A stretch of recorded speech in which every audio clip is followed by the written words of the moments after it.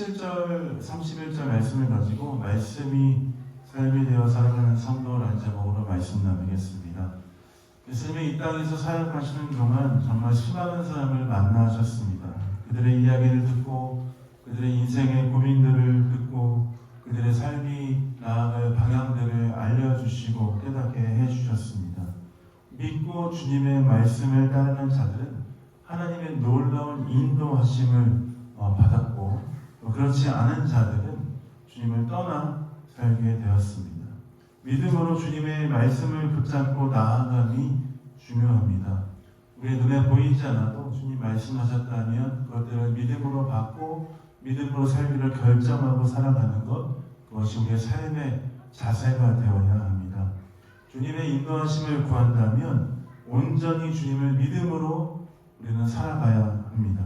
때로는 우리 인생이 고난이고 인생이 되어지는 게 없는 것 같고 이해가 되지 않는 일이 있다 할지라도 주님 우리를 붙드시고 인도하시고 역사하신다라고 약속하셨다면 그 약속 믿고 우리는 굳게 나아가는 사람이 되어야 합니다. 사랑하는 별의 영광교회 성도 모두는 하나님의 그 약속을 믿고 믿음으로 살아가시는 여러분이신 줄 믿습니다. 믿으십니까? 아닌가요? 조금 아직 아리까리한가요? 어렵나요? 그렇지만 우리가 이 시간 믿음으로 한번 고백할까요? 옆 사람 보고 한번 인사하면 좋을 것 같아요. 보이지 않아도 믿음으로 살아갑시다. 한번 인사 한번 해주실까요? 아멘. 믿음의 선포가 중요합니다.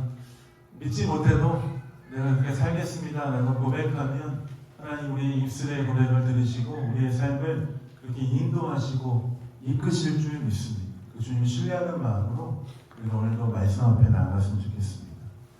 오늘 본문의 내용은 예수님을 믿지 않는 사람이라 할지라도 한 번쯤은 들어봤을 법한 비유가 나오는 말씀입니다. 낙타가 바늘기로 나가는 것이 부자가 하나님의 나라에 들어가는 것보다 쉽다라는 것, 교회 다니지 않는 사람들이라 할지라도 어린아이들도 이 이야기를 다 알고 있지 않습니까? 오늘 우리가 이 본문 말씀의 내용이 어떤 맥락에서 이 말씀이 나왔는지 좀 살펴보면서 오늘 우리에게 주시는 그 말씀의 은혜를 나누기 원합니다. 예수님이 길을 지나가실 때에 어떤 사람이 달려와서 예수님 앞에 꿇어앉아 물었습니다. 마가복음과 마태복음, 누가복음에 다 나오는데 오늘 본문 말씀에는 한 사람이라 나오는데 마가복음과 마태복음과 누가복음을 보면 관리 나오기도 하고요. 청년이라고 나오기도 합니다. 그래서 저는 어떤 청년 관리 한 사람이라고 할까 하다가 청년으로 통일하겠습니다. 어떤 청년이 예수님께 꿇어 앉아서 달려와서 엎드려서 물었습니다. 선한 선생님, 내가 무엇을 해야지 영생을 얻을 수 있겠습니까? 그는 자신이 예수님께 하고 있는 질문이 얼마나 무거운 질문인지 모르고 아마 그 질문을 했을 것이다 라고 생각합니다. 그러나 예수님이 그에게 주는 그 대답의 그 깊이를 보면 정말 이 질문이 아무나 할 수 없는 참 무겁고 힘든 질문 중에 하나구나 하는 것들을 우리가 확인할 수 있습니다. 이 청년은 어떻게 하면 영생을 얻겠습니까? 가볍게 던졌을지 모르지만 예수님은 깊은 차원의 삶의 문제들을 다루시며 말씀하십니다. 18절, 19절 예수님이 어떻게 말씀하셨는지 한번 같이 읽어볼까요? 읽겠습니다. 시작. 예수께서 이르시되 내가 어찌하여 나를 선하다 여겼느냐? 하나님 한 분 외에는 선한 것이 없느니라. 내가 계명을 안 하니 살인하지 말라, 가늠하지 말라, 도둑질하지 말라, 거짓 증언하지 말라, 속여빼앗지 말라, 내 부모를 공경하라 하느니라.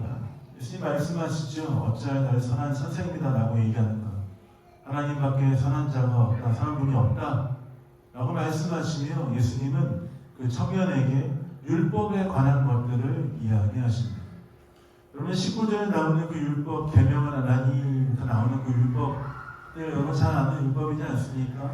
아마 교회를 조금 다녔다는 분들이라면 한 번쯤에 읽어봤을 만한 10계명에 나오는 말씀들입니다. 내 부모를 공경하라, 거짓 증언하지 말라, 도둑질하지 말라, 가늠하지 말라, 살인하지 말라.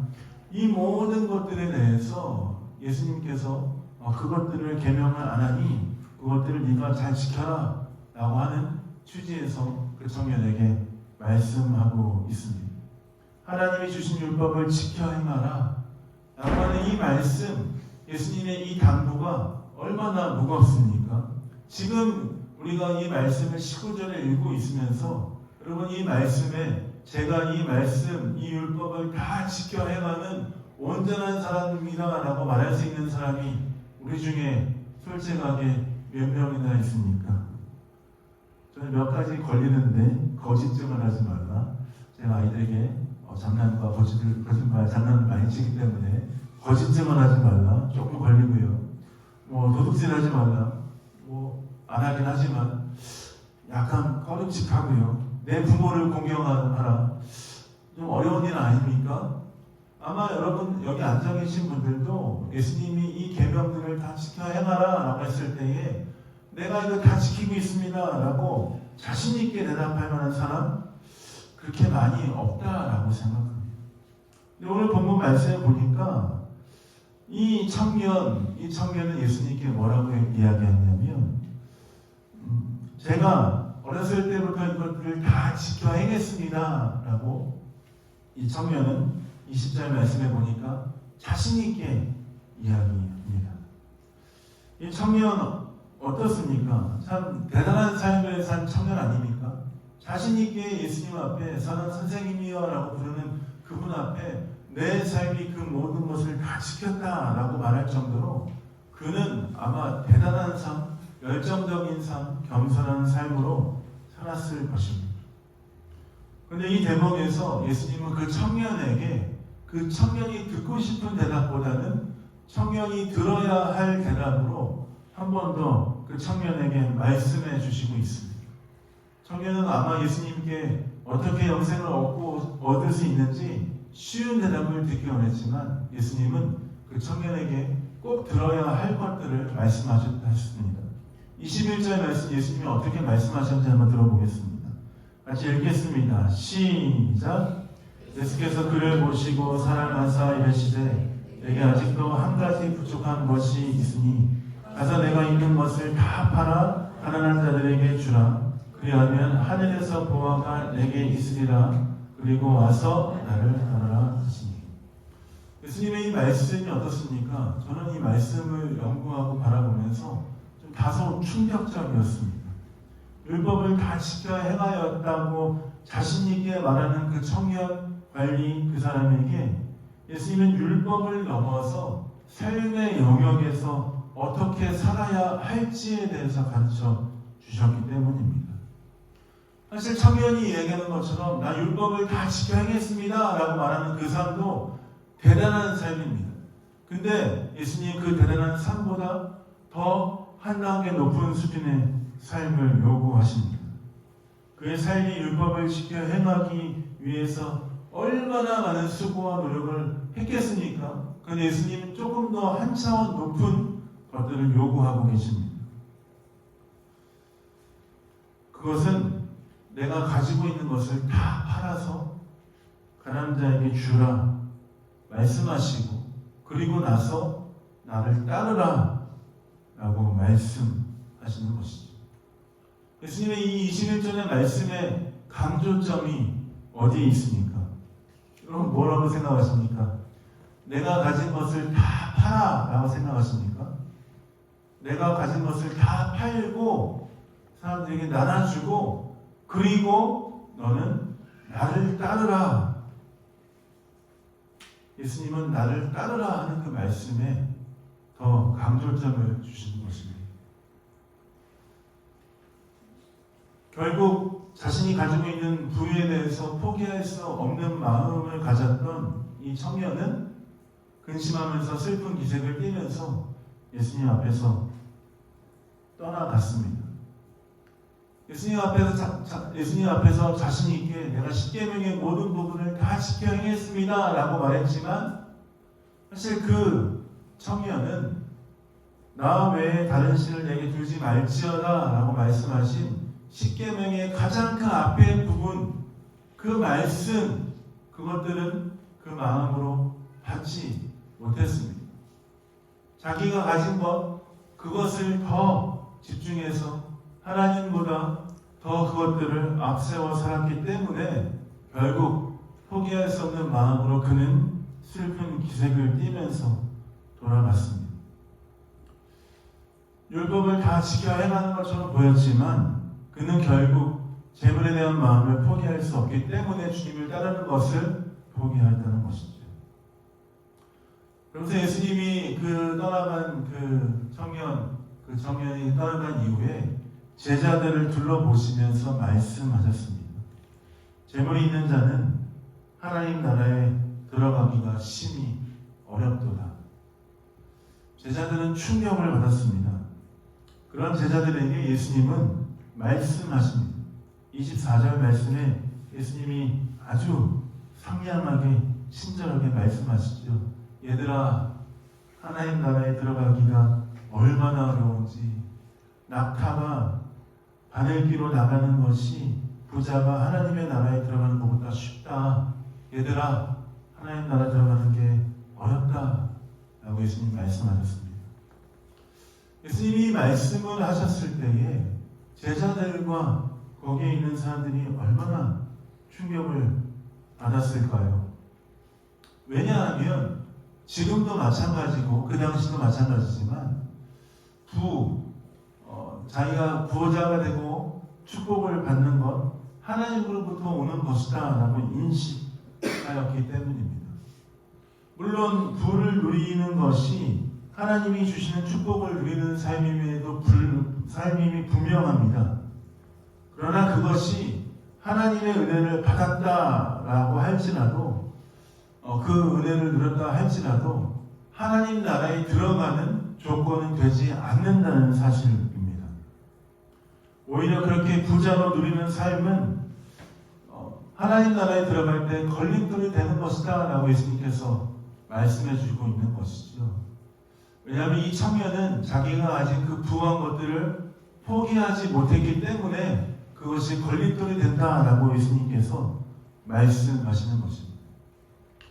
그렇다면 이것이 비단 돈을 많이 가진 사람들, 하나님 나라에 들어가는 것이 어렵다 하는 말씀을 하시며 우리는 부자가 되지 말라라는 것들로 말씀하시는 것입니까? 그렇지 않다는 것입니다. 하나님 나라에 들어가기 위해서 우리 모두는 가난해져야 됩니다 라고 말하는 것이 아닙니다. 예수님께서 이 말씀을 통해 우리에게 가르쳐 주신 것은 무엇이냐면 하나님 나라보다 이 청년은 재산과 부를 더 앞세우고 강조했기 때문에 그의 삶은 그것들을 포기할 수 없기 때문에 하나님 나라를 소유하지 못했다라고 말씀하시는 것이죠. 마찬가지로 재정, 부, 자기가 가지고 있는 재물 말고 혹시 우리 삶 가운데 하나님보다 앞세워 나가는 것이 있다면 그것을 포기하지 않고 하나님보다 그것들을 먼저 앞세우고 있다면 우리는 하나님 나라에 들어가기 합당한 사람이 아니라는 것을 예수님께서 이 말씀을 통해서 가르쳐 주십니다. 하나님 말씀, 하나님의 나라, 하나님의 은혜를 온전히 누리기 위해서는 우리의 삶은 하나님보다 모든 것들을 나아져서 하나님보다 모든 것들을 소중하게 여기는 것이 아니라 하나님을 최우선적으로 소중하게 여기는 삶, 그것들을 우리가 추구해야 한다는 것입니다. 주님보다 우리의 재물을 앞세우지 않고, 주님보다 우리의 삶의 명성을 앞세우지 않고, 주님보다 사람들의 관계를 더 중요시 여기지 않고, 주님보다 내 입신 양명을 더 앞세우지 않고 그 모든 것들 위에 하나님을 두는 것, 그것이 우리의 신앙인의 삶이 되어야 한다라고 가르쳐 주시는 것이죠. 이 말씀을 듣고 슬픈 기색을 띠며 도망갔던 그 청년은 일생일대의 기회를 포기하고 돌아갔습니다. 자신이 가진 것을 포기하고 싶지 않았기 때문에 그는 생명의 주인이신 하나님의 아들 예수 그리스도를 그 앞에서 포기하고 물러갔습니다. 영생의 말씀이 생명이 자기 앞에 있었음에도 불구하고 자신이 갖고 있는 잠깐에 누리는 그 부를 포기하지 못해서 영원한 생명, 영원한 기쁨, 예수 그리스도를 포기한 것이죠. 제자들은 예수님의 이 말씀과 이 설명을 듣고 서로 수근수근 하였습니다. 그리고 예수님께 물었습니다. 여러분도 아마 제자들이었으면 예수님께 이렇게 묻지 않았겠습니까?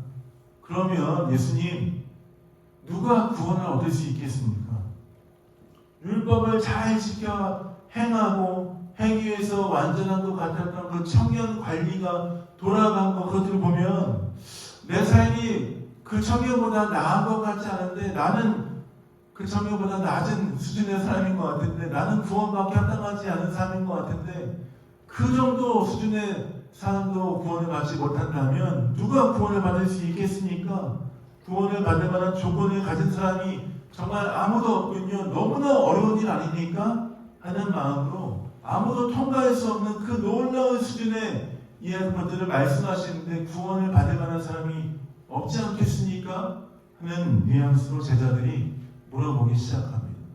그도 그럴 것이, 여러분 생각해 보십시오. 낙타가 바늘길을 나가는 것보다 구원을 받는 거 쉽지 않다라고 말씀하신다면, 우리 모두가 그것들을 받기가 쉽지 않다는 것들을 알 수 있는 것이 아니겠습니까?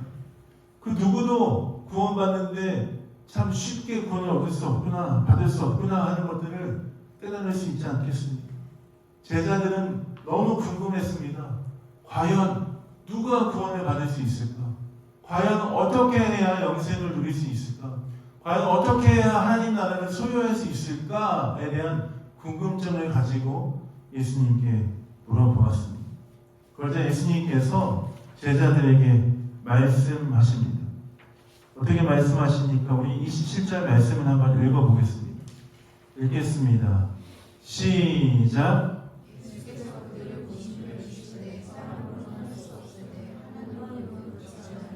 하나님으로서는 다 하실 수 있느니라. 예수님 말씀하시죠. 사람으로서는 할 수 없으나 하나님은 하실 수 있다. 제자들의 구원에 대한 문제, 예수님은 아주 쉽고 명확하게 가르쳐 주십니다. 구원에 대한 문제, 영생을 누리는 것, 하나님 나라에 들어가는 것, 그것은 하나님께 달린 일이다. 하나님은 하실 수 있는 일이다. 낙타가 바늘길에 나가는 것보다 어려운 것처럼 보일 수 있지만 하나님은 하실 수 있다라고 말씀하십니다. 우리의 생각과 우리의 지식을 뛰어넘어 역사하시는 하나님의 능력 안에서 하나님께서 그 모든 것을 하실 수 있다는 것을 제자들에게 예수님 가르쳐 주고 계십니다. 즉 하나님만이 유일한 답이라는 것들을 제자들과 사람들에게 예수님 가르쳐 주시고 있죠. 구원을 얻기 위해서, 하나님 나라를 소유하기 위해서 우리는 결국 하나님만 바라보고 하나님보다 앞서는 것들을 세우지 않고 온전히 우리의 삶의 중심에 주님을 두고 살아가야 한다는 것입니다. 오늘 우리의 삶의 목적, 우리의 삶의 이유를 찾고 있는 분이 있습니까? 구원에 대한 문제, 내가 어떻게 살아가야 될 것인가, 내 인생에 대한 여러 가지 고민, 그 모든 해답 누구로부터 얻을 수 있습니까? 세상이 아니죠. 우리의 지혜가 아닙니다. 재물이 아닙니다. 누구에게 얻을 수 있습니까? 하나님께 얻을 수 있습니다. 세상은 답을 주지 못하지만, 세상은 우리에게 구원을 허락하지 못하지만 하나님은 우리의 삶을 이끄시고 인도하시고 함께 하신다는 것입니다. 그래서 우리는 우리의 삶의 모든 문제를 가지고 하나님께 나아가야 될 필요가 있는 것입니다. 사랑하는 매일 영광교회 성도 여러분, 여러분 인생의 답을 찾기 원합니까? 구원의 길을 갖기 원합니까? 하나님을 여러분의 삶의 중심에 두시고 주님 바라보며 나아가신 여러분 되시길 예수님의 이름으로 축복드립니다. 그 예수님의 대답 이후에 베드로는 조금 더 깊은 질문으로 예수님께 나아갑니다. 아마 예수님은 베드로의 질문을 받았을 때에 아마 베드로의 삶을 보시면서 뿌듯하게 생각하며 걱정과 근심을 갖고 있는 베드로에게 예수님 확신을 주셨던 말씀이다라고 생각합니다. 베드로가 어떻게 예수님께 물어보니까 베드로가 어떻게 얘기하냐면 예수님, 내가 주님을 위해서 내가 모든 것을 버리고 주님을 따랐는데 주님, 내 삶이 어떻게 되겠습니까? 라고 주님께 묻고 있습니다. 오늘 본문 말씀에 보면 29절에 보면 28절에 보면 보소서 우리가 모든 것을 버리고 주를 따랐습니다 라고 이야기하고 있습니다. 마태복음의 이 같은 본문에 보면 그 뒤에 베드로가 한마디를 더 붙여 질문합니다. 그러면 나는 무엇을 얻을 수 있겠습니까? 라고 예수님께 물어보기 시작하죠. 내가 주님을 열심히 따랐는데 믿고 따랐는데 나의 삶에 주님은 무엇을 주시겠습니까? 나는 무엇을 얻을 수 있겠습니까? 예수님 말씀은 예수님께 물어보았습니다. 그래서 예수님께서 29절 30절 말씀을 통해서 베드로에게 확답해주고 계십니다. 29절 30절 말씀을 한번 같이 읽어볼까요? 읽겠습니다. 시작. 나와 복음을 위하여 집이나 형제나 자매나 어머니나 아버지나 자식이나 전토를 벌인 자는 현세에 있어 집과 형제와 자매와 어머니와 자식과 전토를 몇 배나 받되 박해를 겸하여 받고 내세의 영생을 받지 못할 자가 없느니라. 모든 것을 버리고 주를 따랐던 그 베드로, 예수님께 궁금해서 물어봤던 베드로에게 예수님 다시 한번 확인시켜 주십니다. 주님을 위해서 모든 것을 드린 자, 주님을 위해서 모든 삶을 아낌없이 헌신하고 드린 자, 주님은 그 삶을 멸시치 아니하시고 책임지실 것이다 라고 말씀하십니다. 30절에 보니까 현세에 있어서 책임지시고 또한 영생을 받지 못한 사람이 없을 것이다 라고 말씀하십니다. 하나님을 위해서 자신의 삶을 헌신하여 드린 자는 지금 살고 있는 이 삶도 하나님께서 끝까지 책임지실 뿐만 아니라 이 삶 이후에 우리에게 주어지는 하늘나라에서의 삶도 주님 끝까지 책임지실 것이다 라고 하는 예수님께서 약속하고 계시죠. 이 약속은 무엇입니까? 베드로야, 네가 주님을 위해서, 네가 나를 위해서 열정을 다해 섬기고 베푸는 너의 헌신이 결코 헛되지 않다.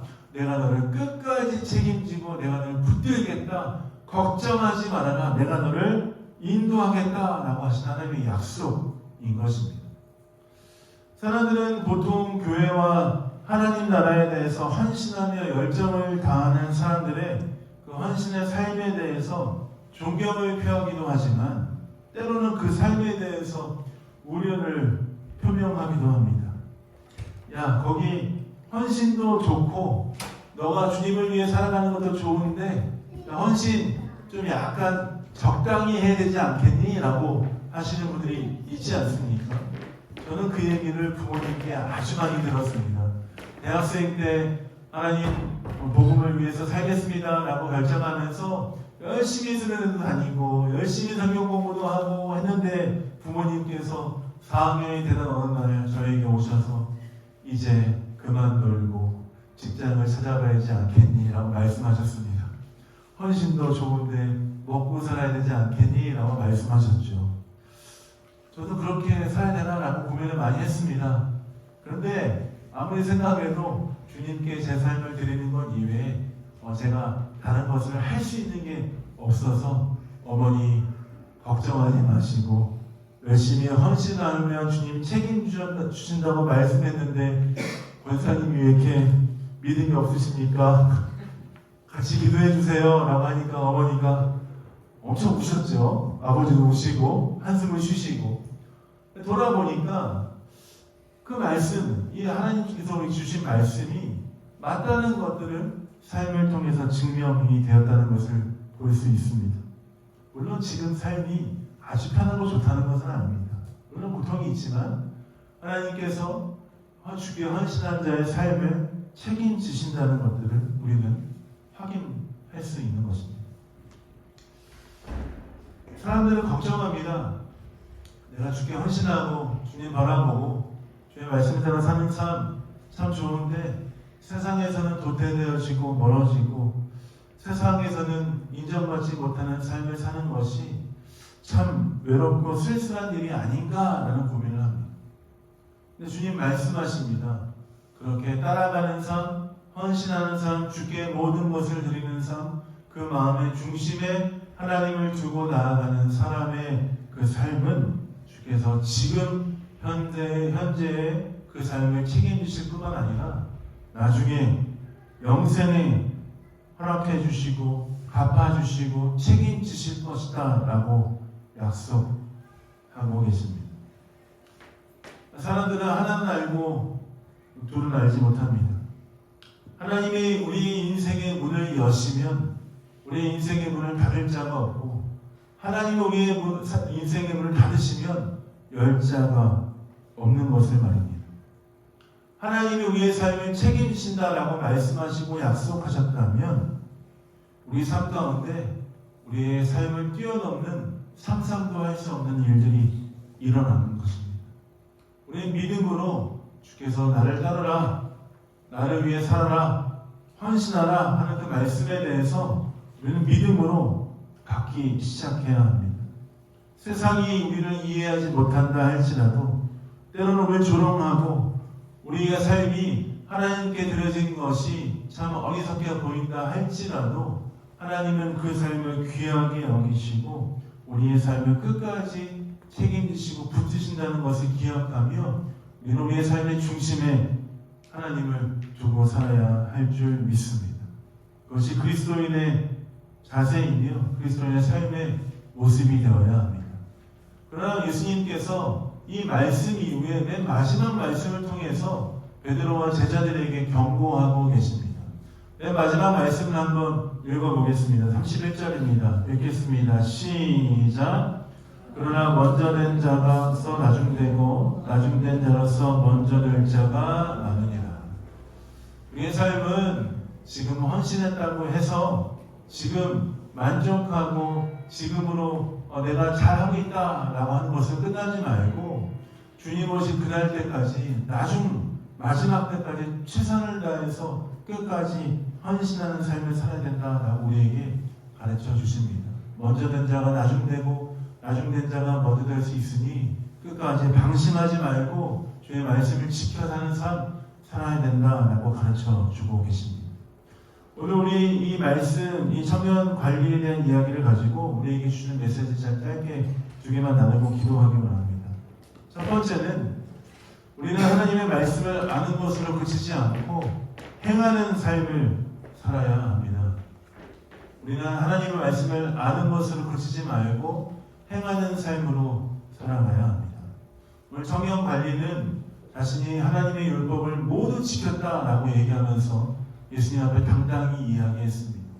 그러나 그의 삶은 결국 자신이 가진 것을 포기하지 못하는 말과 행동이 불일치하는 삶이었습니다.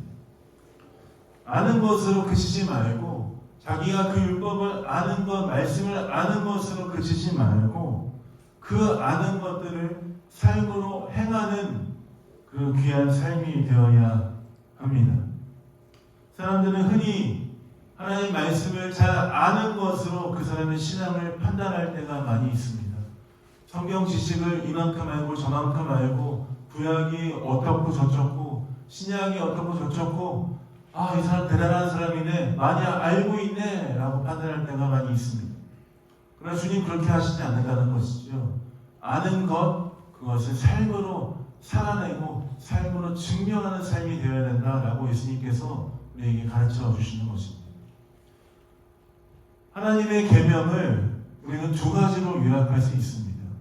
하나님을 사랑하는 것, 또한 이웃을 내 몸과 같이 사랑하는 것입니다. 하나님을 뜨겁게 사랑함으로 말미암아 하나님 말씀을 알아가기에 최선을 다하고 또한 그 말씀이 우리의 이웃들의 삶에 영향을 미칠 수 있도록 이웃들을 섬기는 삶에 우리는 최선을 다해야 한다는 것입니다. 하나님께서 고아와 과부를 도우라고 말씀하셨는데 나만 잘 살겠다고, 나만 부자가 되겠다고 그렇게 하지 말라는 것이죠. 혹시 우리 주변에 가난하고 소외되고 빚진 자가 있다면 그들을 돕고 섬기는 일을 함께 하라라고 말씀하시는 것입니다.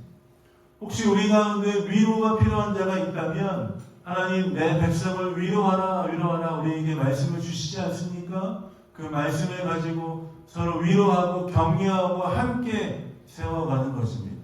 내 이웃을 내 몸과 같이 사랑하라 말씀하셨다면 내가 어떻게 창조적으로 내 이웃과 내 사랑하는 성도들을 위해서 섬기고 사랑할 것인지에 대해서 주께 듣고 실천하기 시작하는 것입니다.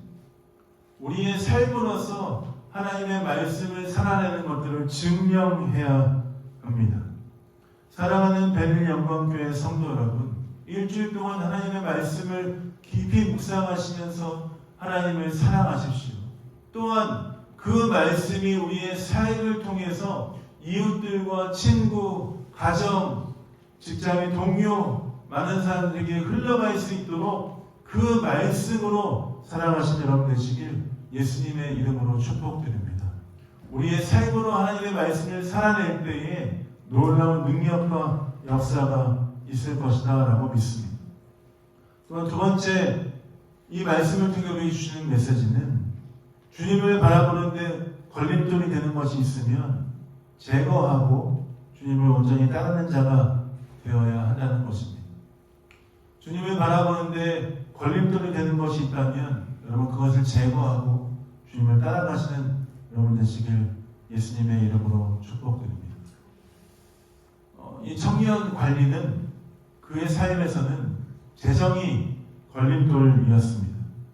예수님은 그 친구가 돈이 많고 적음에 관심이 있었던 것이 아닙니다. 그 친구가 돈이 많아서 구원을 받고 돈이 적어서 구원을 받지 못하고 이것이 아니지요. 하나님을 따르는데, 예수 그리스도를 따르는데 하나님의 나라를 바라보고 사는데 그 형제의 삶에는, 그 청년의 삶에는 재정이 걸림돌이었습니다. 예수님께서 그 재정을, 걸림돌을 해결하라라고 말씀하셨다는 것입니다. 그렇다면 우리의 삶에서는 어떤 것이 여러분의 삶에서 하나님의 나라를 바라보는데 주님을 따라가는데 걸림돌이 되고 있습니까? 여기에 나온 청년처럼 여러분의 삶에 재정이 걸림돌이 되십니까? 주께 맡겨드십시오. 여러분 삶 가운데 주님을 바라보는데 관계의 문제가 걸림돌이 되고 있습니까? 관계의 문제를 주 앞에서 해결하십시오. 명예입니까? 아니, 여러분의 자녀입니까? 여러분의 꿈입니까? 미래입니까?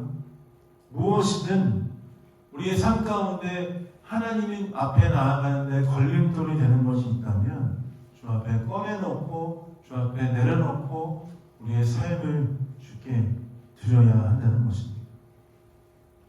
그렇게 주께 우리의 모든 삶의 문제를 내어놓고 나아가는 자들의 삶은 주께서 지금도 책임지시고 내세에도 우리의 삶을 끝까지 지키시겠다라고 말씀하시고 약속하십니다. 우리에게 영생을 허락하시겠다라고 말씀하시죠. 하나님의 나라를 함께 누릴 것이다 라고 우리에게 말씀하십니다. 우리는 주님을 신뢰함으로, 주님을 의지함으로 나의 삶에 걸림돌이 되는 그 모든 문제를 주 앞에 내려놓는 것입니다. 그리고 주 앞에 우리의 삶을 드려 나아갈 때에 주님 우리의 삶을 넘치게 채우시고 인도하실 줄 믿습니다. 언제까지 그렇게 하시겠습니까? 끝까지 주님의 나라에 갈 때까지 주님의 나라에서도 우리의 삶을 끝까지 붙드시고 인도하실 줄 믿습니다. 우리의 삶에 걸림돌이 되는 것이 있다면 오늘 주 앞에 내려놓고 주 앞에 우리의 삶을 다시 한번 드리며 나아가신 여러분 되시길 예수님의 이름으로 축복드립니다. 말씀을 마무리하겠습니다. 부자 청년 관리에 대한 말씀을 함께 보았습니다. 우리는 우리의 삶에 하나님의 말씀에 아는 것으로 그치지 말고 그 말씀을 행하고 그 말씀대로 살아가는 우리의 삶이 되어야 할 줄 믿습니다. 말씀을 아는 것으로 그치지 말고 우리의 삶으로 증명해 나가신 여러분 되시길 예수님의 이름으로 축복드립니다. 또한 하나님 알아가는 데 있어서 주님을 따라가는 데 있어서 우리 삶 가운데 걸림돌이 되는 것이 있다면 그 모든 것을 내려놓고 온전히 주님을 바라보며 승리하신 여러분 되시길 예수님의 이름으로 축복드립니다. 같이 한번 기도하고 말씀 마무리할까요? 같이 한번 기도할 때에